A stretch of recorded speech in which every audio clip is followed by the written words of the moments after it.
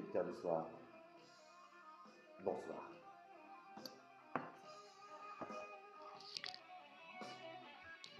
Le mec a oublié le micro.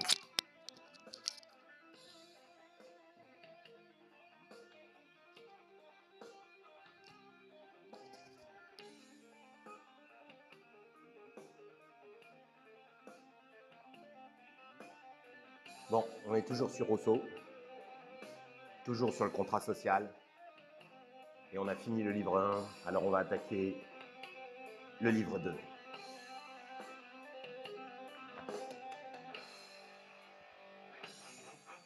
Ça, c'est une cover du prélude 2 en mineur de Bach, par Laura 6100, à la guitare. Elle est assez forte.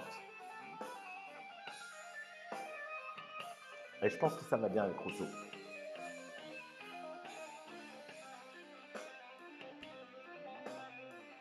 Elle n'est pas désagréable à regarder en plus. Bon, mais on est là pour autre chose. On est là pour penser, on est là pour... Donc, qu'est-ce qu'on a vu hier? En finissant le livre premier, qui était constitué de 9 chapitres. On a vu que pour qu'il y ait un contrat social magnifique, là, celui que nous décrit Rousseau, il fallait un domaine réel, un pays, en fait, que c'était lié, en fait, à une question foncière. Qu'est-ce qu'on a vu aussi? Ouais, c'est ça, principalement, qu'on a vu. Et là, on attaque le livre 2. Pourquoi il y a un deuxième livre? Mais bon, chapitre 1er du livre 2. Que la souveraineté est inaliénable. J'adore cette histoire d'inaliénable. On aimerait que les choses soient inaliénables, qu'elles soient permanentes, qu'elles soient... quelque chose de... Enfin, je sais pas, qui a un ordre du définitif dans la vie. Mais c'est du flan. C'est pas grave, mais c'est du flan.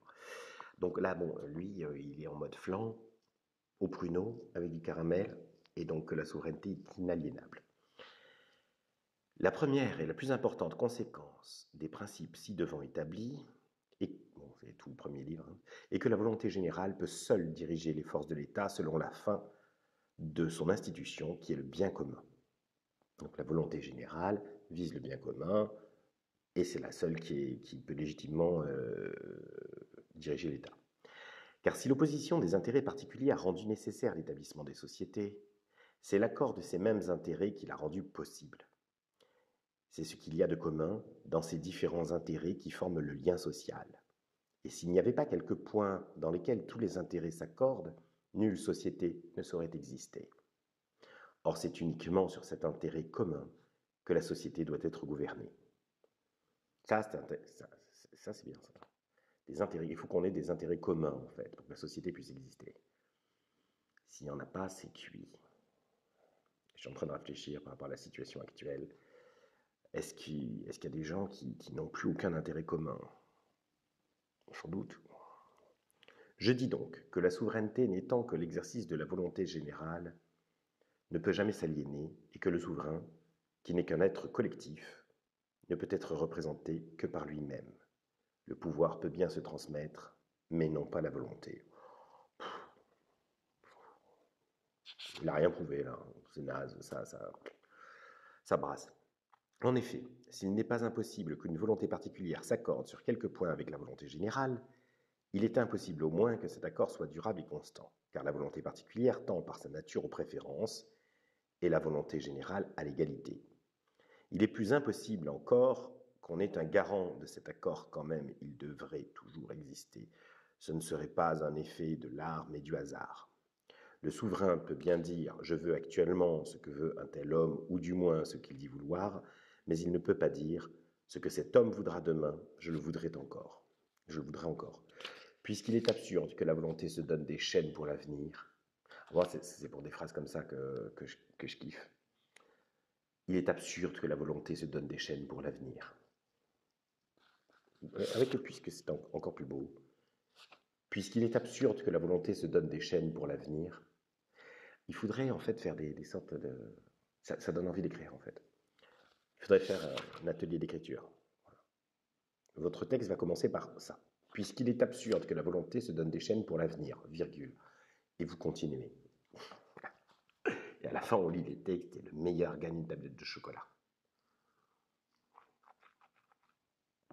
Et puisqu'il ne dépend d'aucune volonté de consentir à rien, de connaître ou bien de l'être qui veut, je comprends rien.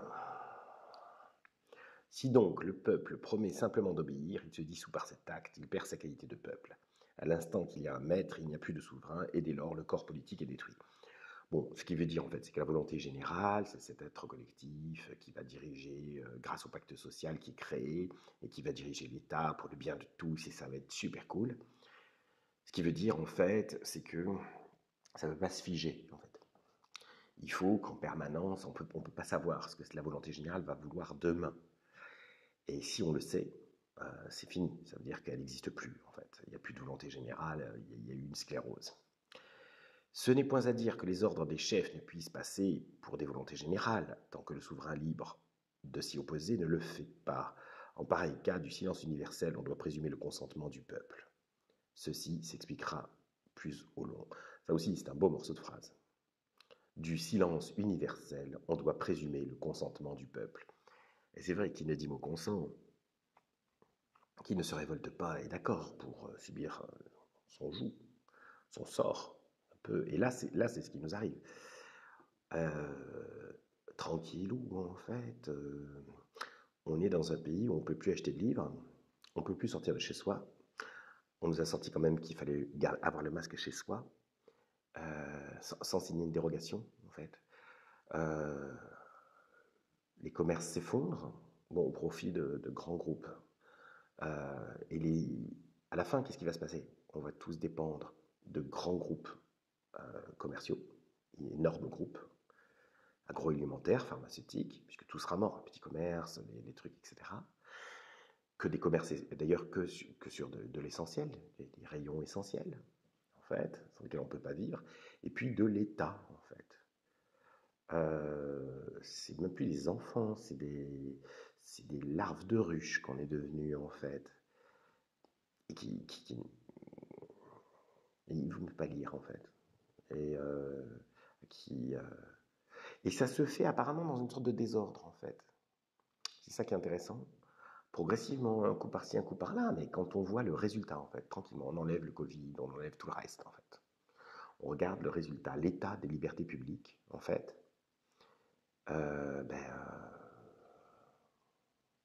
C'est phénoménal, en fait. Mais on n'est plus du tout en démocratie. Voilà. Vous pensez ce que vous voulez de ce que moi je ressens, mais je le ressens. Chapitre 2. Que la souveraineté est indivisible. Alors là, il voulait nous prouver que la souveraineté est inaliénable. Il nous a juste un peu étayé le fait que la volonté générale ne pouvait pas se figer, en fait. Hein. Voilà. Puis il y a quelques morceaux de phrases qui sont beaux. Voilà. Il est absurde que la volonté se donne des chaînes pour l'avenir. Ou alors, du silence universel, on doit présumer le consentement du peuple. C'est des beaux morceaux, quoi. C'est comme en peinture, en fait, quand on regarde un tableau et que on parle d'un morceau de peinture, en fait. On peut ne pas aimer le tableau, et puis bon, il y a une main, ou il y a un bracelet, enfin, il y a un très beau morceau de peinture. C'est pas un détail, hein, un morceau de peinture. Ça peut se confondre avec un détail, mais c'est une zone, c'est un morceau. Bon, là, il y a des morceaux d'écriture, ça c'est sûr.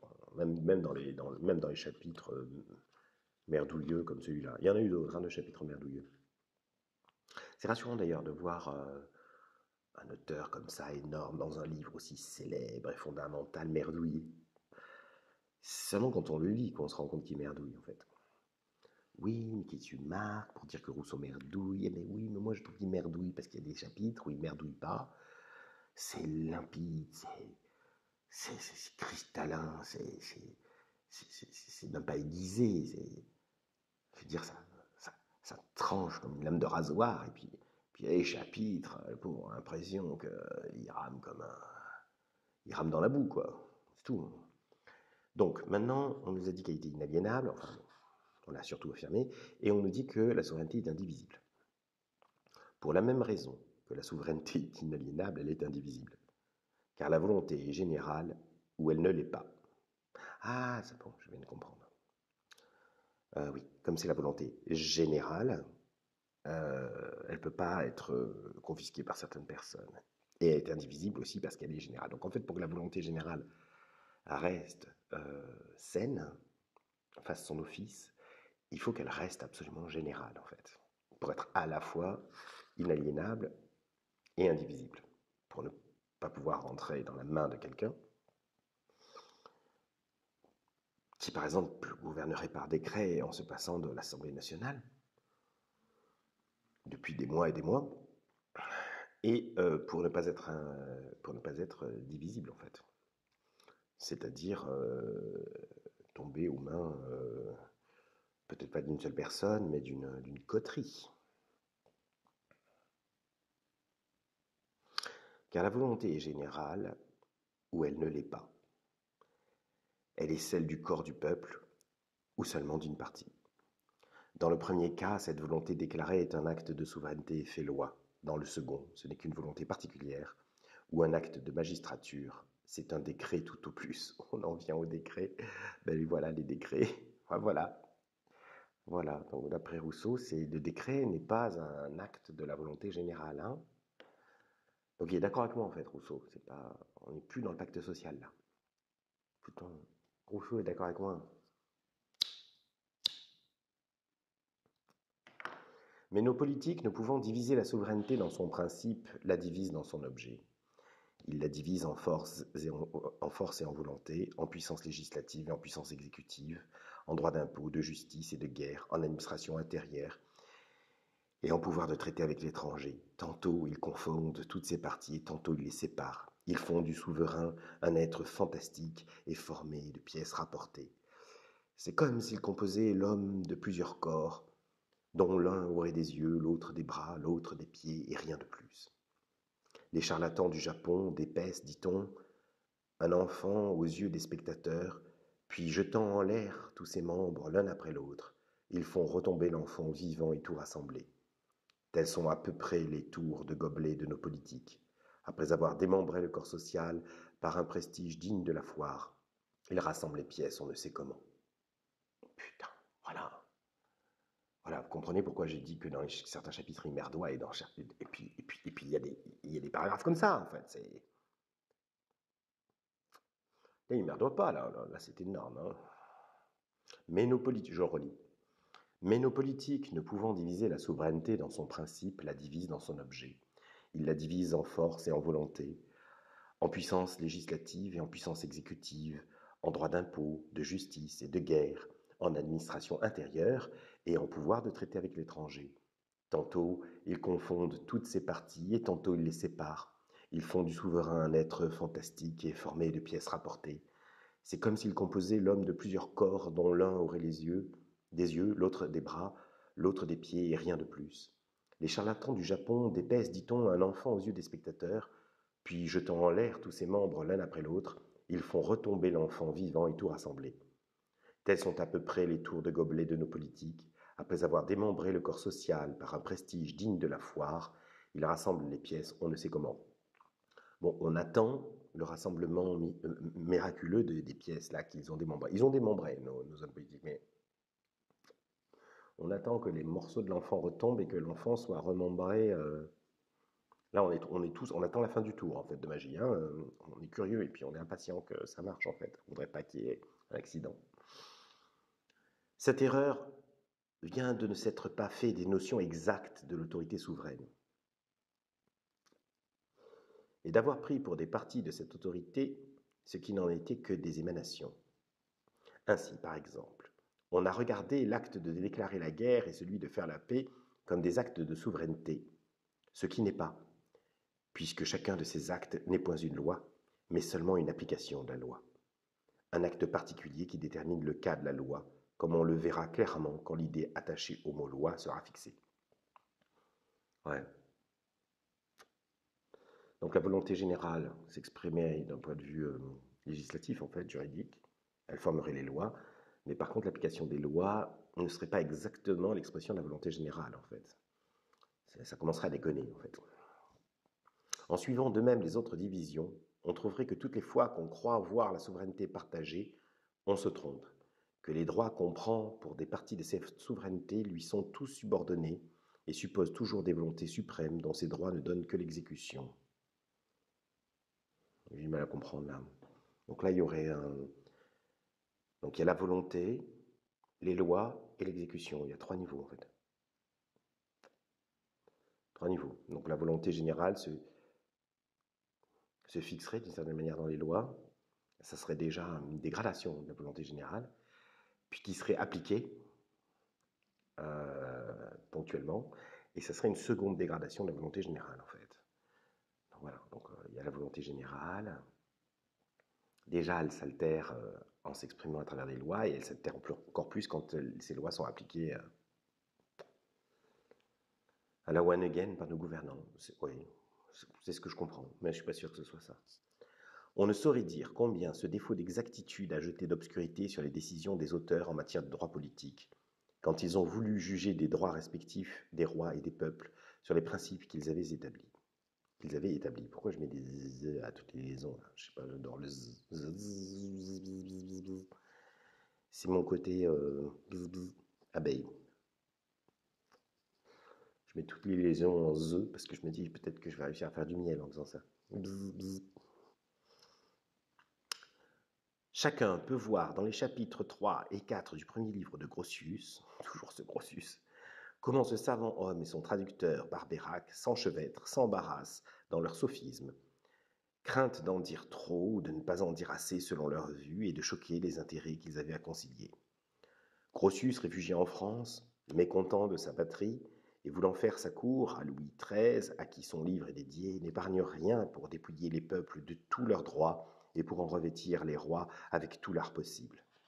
C'eût bien été aussi le goût de Berbérac, qui dédiait sa traduction au roi d'Angleterre, Georges Ier. Mais malheureusement, l'expulsion de Jacques II, qu'il appelle abdication, le forçait à se tenir sur la réserve, à gauchir, à tergiverser, pour ne pas faire de Guillaume un usurpateur. Si ces deux écrivains avaient adopté les vrais principes, toutes les difficultés étaient levées, et ils eussent été toujours conséquents. Ils auraient tristement dit la vérité et n'auraient fait leur cour qu'au peuple. Ça, c'est beau. Mais ils auraient tristement dit la vérité et n'auraient fait leur cour qu'au peuple. Or, la vérité ne mène point à la fortune, et le peuple ne donne ni ambassade, ni chair, ni pension. Donc là, on a clairement affaire à... Voilà, il dénonce l'arrivisme et la prostitution de la philosophie politique à la courtisanerie, du fameux Grotius et Barbeyrac, etc., les meufs de l'époque, quoi. Et il explique en fait que s'ils n'avaient pas donné à leurs ouvrages s'ils n'avaient pas donné à leurs ouvrages la contrainte de plaire au prince, ils auraient fini en fait non pas par dépouiller le peuple de ses droits, mais par le consacrer. Mais ils auraient tristement dit la vérité et n'auraient fait leur cour qu'au peuple. Or la vérité ne mène point à la fortune et le peuple ne donne ni ambassade, ni chair, ni pension. Bon, on connaît toujours aussi ce problème. On va s'en faire un petit en plus. Le chapitre 3. Si la volonté générale peut errer, parce qu'il est court. Si la volonté générale peut errer, j'adore ces sous-titres.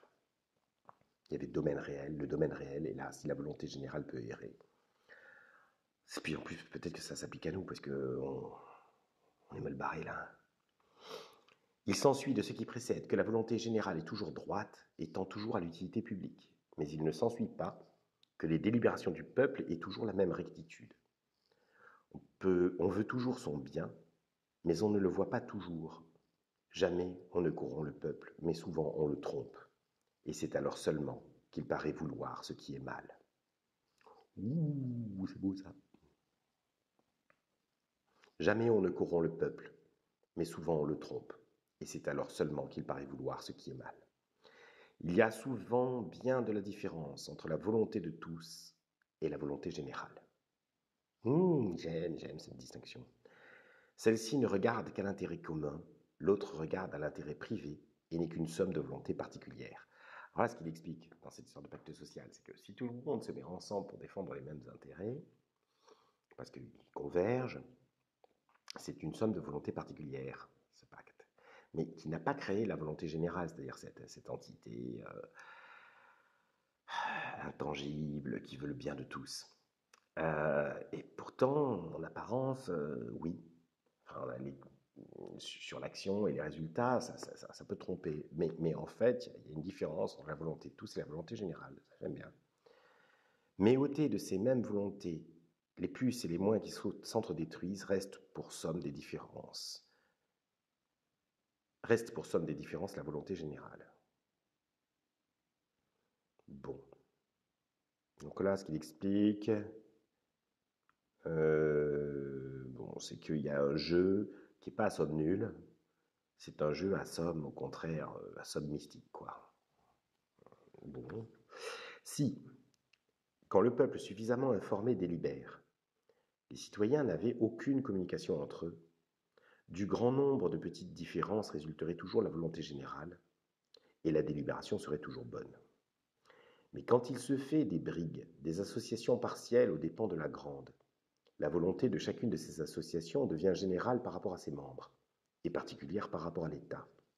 On peut dire alors qu'il n'y a plus autant de votants que d'hommes, mais seulement autant que d'associations.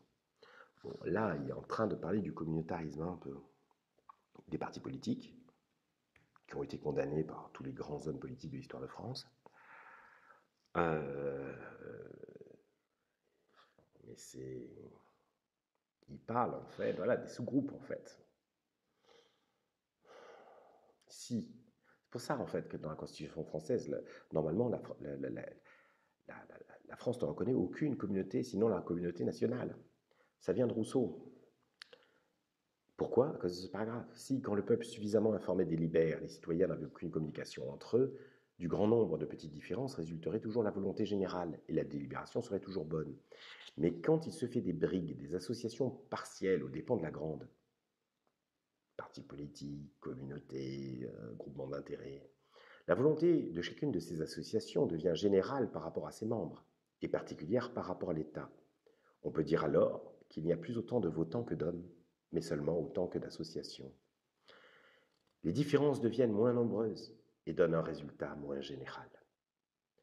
Enfin, quand une de ces associations est si grande qu'elle l'emporte sur toutes les autres, vous n'avez plus pour résultat une somme de petites différences, mais une différence unique.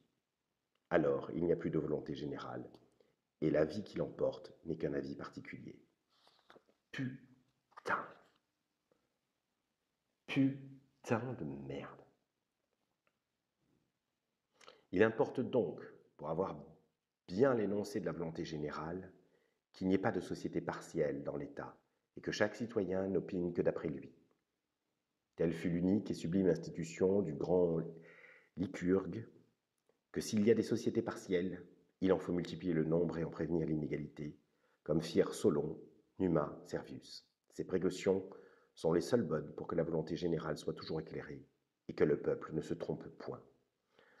Bon, énorme chapitre, le chapitre 3 du livre 2, très important à mon sens, puisque ce qu'il explique en fait, c'est qu'il faut absolument que tous les membres du pacte social votent pour eux-mêmes en fait, en fonction de leur volonté propre, parce qu'il faut absolument que ça soit absolument atomisé pour que la vraie volonté générale, celle qui veut le bien de tous, s'exprime.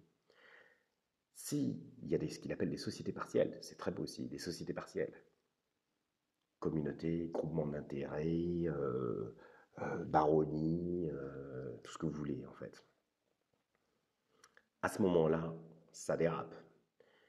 Et si à un moment, il y a une société partielle qui devient trop forte, en fait, le résultat, en fait, de l'expression démocratique d'un pacte social, mais qui serait composé de différentes sociétés partielles, dont certaines très importantes, le résultat serait qu'on ne pourrait pas, la volonté générale ne pourrait pas apparaître, en fait, et le bien commun ne pourrait pas apparaître.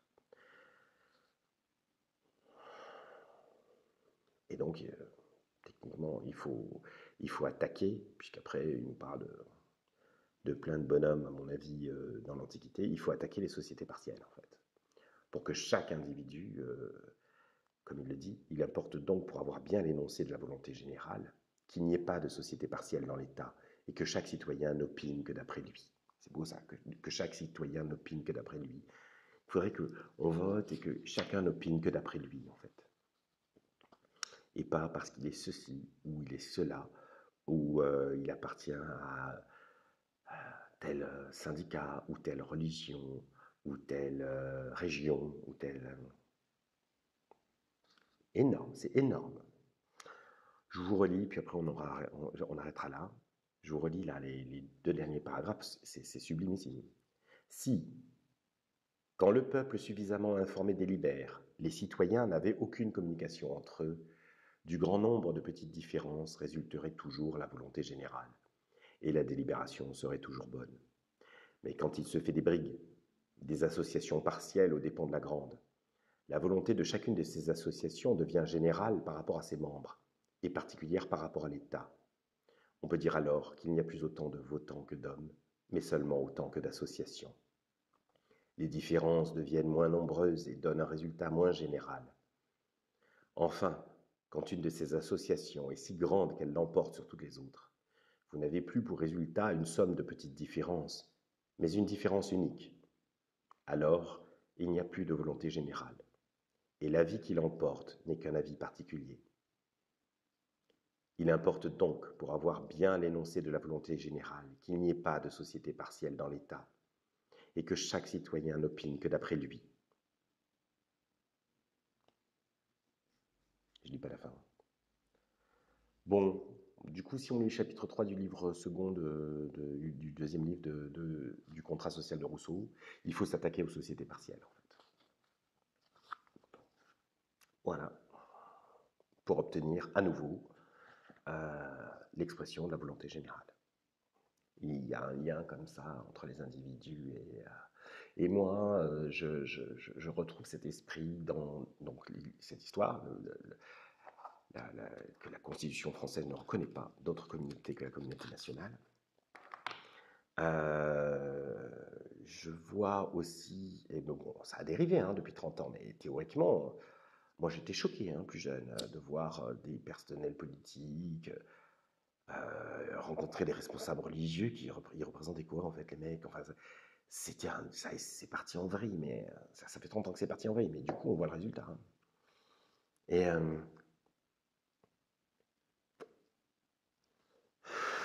les baux fonciers municipaux,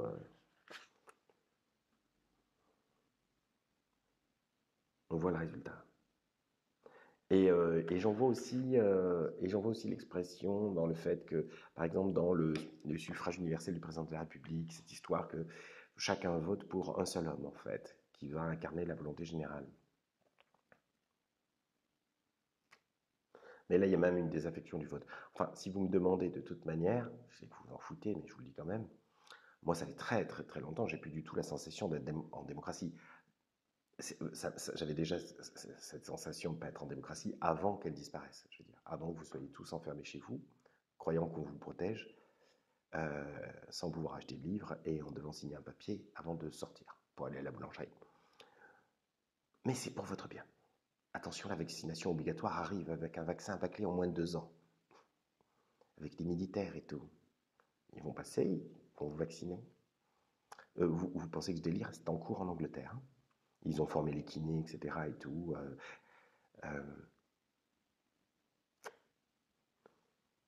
Mais on est en démocratie. Enfin bref, juste avant, enfin pendant une dizaine d'années avant, moi j'avais la sensation quand même que ça n'allait pas. Je n'étais pas le seul. Et en fait, la seule chose qui peut nous sauver, c'est la démocratie directe, en fait. Je comprends pas, en fait, cette histoire de démocratie représentative. Ça valait quand il fallait une semaine pour qu'en Vendée, on sache ce qui se passait à Paris. Mais on n'a plus besoin de représentants. Tout le monde sait lire, tout le monde sait écrire. On ne fait que voter pour constituer, enfin faire mine de constituer dans le constitué, ce sont toujours les mêmes, une oligarchie, en fait. Et on ne peut pas les en accuser. Si on était à leur place,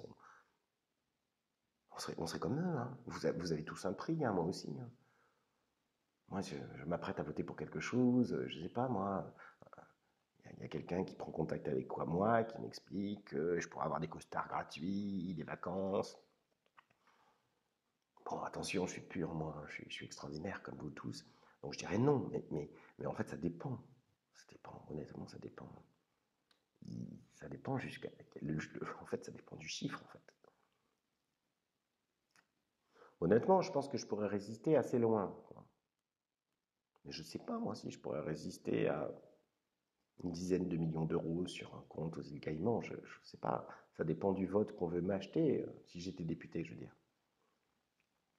Donc, je ne suis pas en train d'accuser les personnes, hein, en fait. Je suis en train de dire que le système a corrompu. Et qu'avec la démocratie directe, ce serait beaucoup plus difficile, en fait. Euh, si on veut acheter le vote de 65 millions de personnes, et on est obligé de faire leur bien, en fait. Alors que si on veut acheter le vote de 500 personnes, c'est faisable. C'est faisable. Ça a déjà été fait. Qui plus est, les assemblées, elles sont déjà. Enfin, je veux dire, c'est quand même l'Assemblée nationale qui a voté les pleins pouvoirs à Pétain, qui a voté la Constitution européenne, alors que les Français s'y étaient opposés. C'est une des plus grandes forfaitures de l'histoire de France.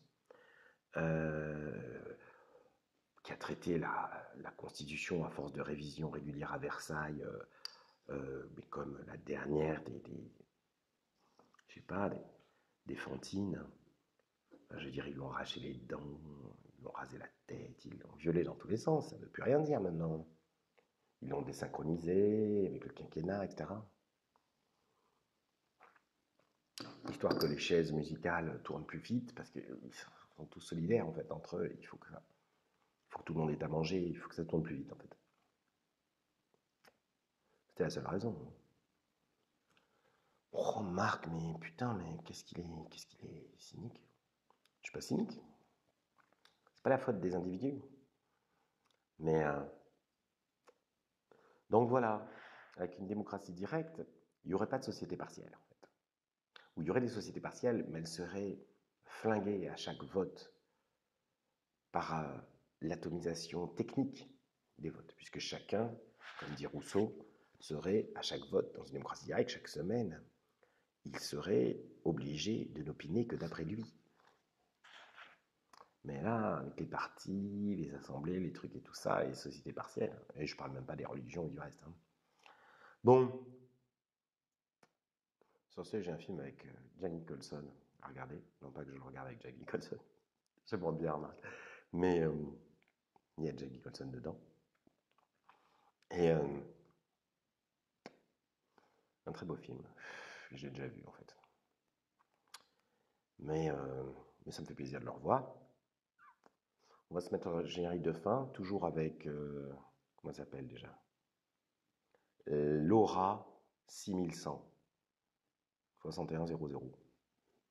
Et elle joue super bien de la basse en fait. Et là, elle reprend Vivaldi.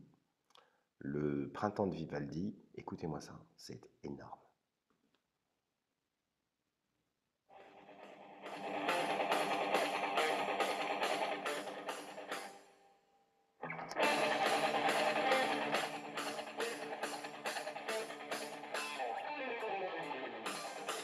Je vais vous la montrer parce qu'elle est franchement mignonne.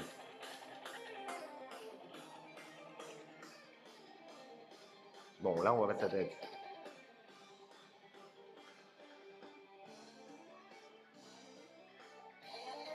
Ah, on voit sa tête. Mais bon, on s'en fout qu'elle soit mignonne.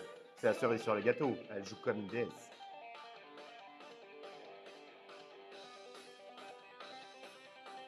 Honnêtement, c'est cette version de l'œuvre de Vivaldi qui devrait mettre sur le répondeur vocal de la CAF. Hein? Moi, je vous propose de créer une société partielle d'adorateurs des œuvres classiques interprétées façon métal.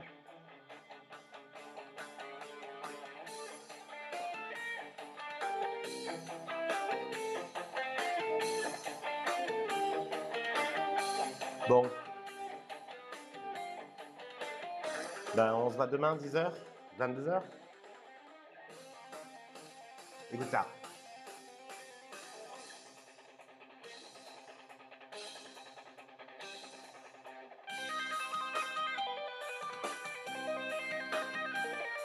La classe.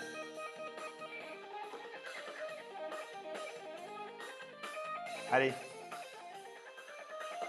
à demain.